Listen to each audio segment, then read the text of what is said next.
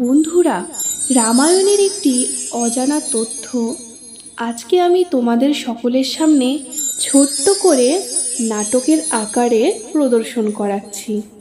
রামায়ণের এই বিশেষ ঘটনাটি মায়া সীতা বা ছায়া সীতা নামে পরিচিত।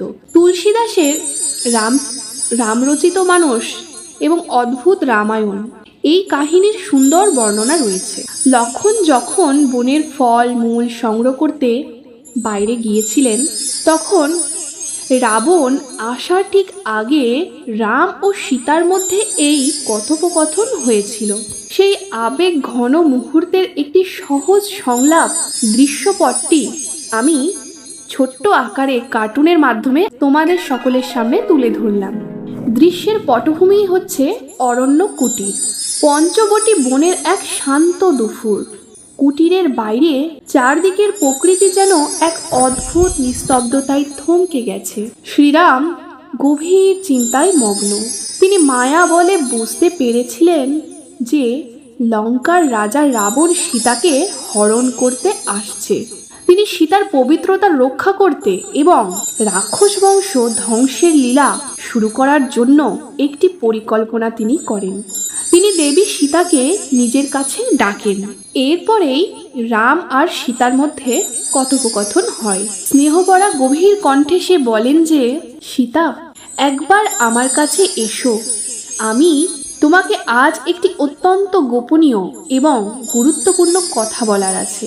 এরপর দেবী সীতা রামের মুখের দিকে তাকিয়ে রয়েছেন।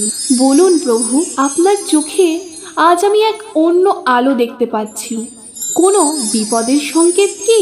শ্রীরাম তখন বলেন যে, সীতার হাত দুটি নিজের হাতে নিয়ে, প্রিয়ে প্রিয়ে, তুমি জানো আমরা পৃথিবীতে একটি বিশেষ উদ্দেশ্যে এসেছি।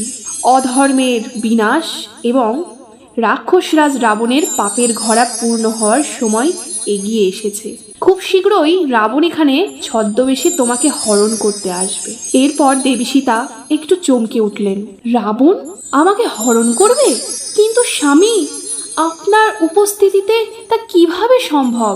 শ্রীরাম তখন মৃদু হেসে বলেন যে, এটাই নিয়তি সীতা। কিন্তু রাবণ যেন কোনোভাবে তোমার এই পবিত্র দেহ ও আত্মাকে স্পর্শ করতে না পারে, তার ব্যবস্থা আমাকে এখনই করতে হবে। রাক্ষসরাজ তো কেবল ছায়ায় স্পর্শ করতে পারবে, আসল সীতাকে নয়। দেবী সীতা তখন ব্যাকুল হয়ে বলেন যে, আমি আপনার মনের কথা বুঝতে পারছি না প্রভু। আমি আপনার থেকে আলাদা হয়ে কোথায় থাকব? শ্রীরাম তখন সীতাকে বলেন যে, সীতা, আমি অগ্নিদেবকে আহ্বান জানাচ্ছি। তুমি এই সময়ের জন্য অগ্নিদেবের আশ্রয়ে সুরক্ষিত থাকবে। আর এই কুটিরে তোমার জায়গায় থেকে যাবে হুবহু তোমার মতোই দেখতে এক মায়ারূপ, মায়া সীতা। দেবী সীতা তখন চোখে জল নিয়ে বলেন যে, কিন্তু প্রভু, ওই মায়া সীতা যখন লঙ্কায় কষ্টের মুখোমুখি হবে, তখন জগৎ ভাববে সেটা আমি। আপনার থেকে দূরে থাকার এই অভিনয় আমার হৃদয়কে ব্যথিত করছে। শ্রীরাম তখন সীতার চোখের জল মুছিয়ে দিয়ে বলতে থাকেন যে, কেঁদো না প্রিয়ে, এই ত্যাগ জগতের কল্যাণের জন্য প্রয়োজন। রাবণ যখন লঙ্কার যুদ্ধে পরাজিত হবে, তখন অগ্নি পরীক্ষার ছলে অগ্নিদেব আবার তোমাকে সসম্মানে আবার কাছে ফিরিয়ে দেবেন, আর মায়া সীতা আবার অগ্নিতেই বিলীন হয়ে যাবে। এই রহস্য লক্ষণও জানতে পারবে না। তুমি কি এই মহৎ উদ্দেশ্যে আমাকে সাহায্য করবে না? দেবী সীতা তখন হাত জোড় করেন, বলেন যে, আপনার ইচ্ছাই আমার ইচ্ছা প্রভু।